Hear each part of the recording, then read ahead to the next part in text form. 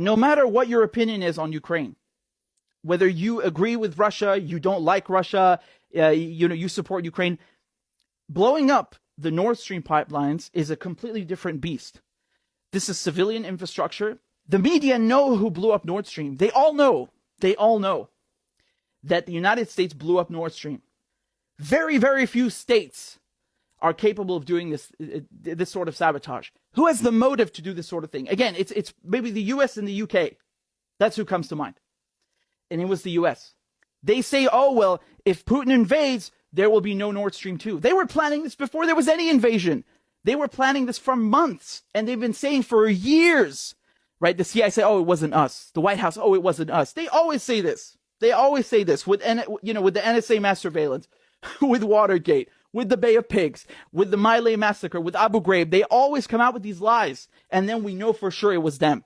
Look at these European leaders, these people calling themselves European leaders. Your ally just blew up your cheap source of gas. Your ally committed industrial sabotage against your civilian infrastructure to further their political goals. Your ally committed an act of state terrorism against you, and you do nothing? You say nothing? You don't know who did it? You got no results after months of investigation? Bullshit! Bullshit! Shame on you, you goddamn cowards! You spineless hacks! You call yourselves leaders? You don't represent anyone in Europe. You represent Uncle Sam. You are cowards. Schultz is a coward.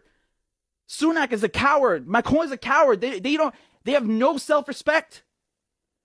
You let your ally blow up your infrastructure and you don't say a word? That's your friend?